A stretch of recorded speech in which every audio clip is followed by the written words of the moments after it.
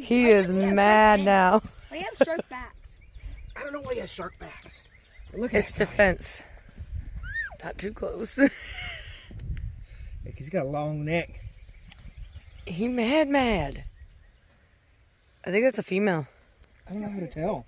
No divot. No divot? Yeah, for mounting. Males will have a divot for mounting. Look at his spiky tail.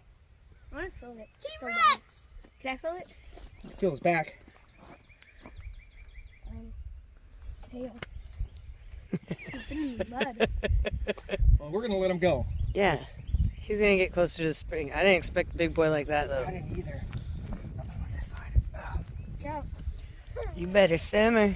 He might. You better simmer.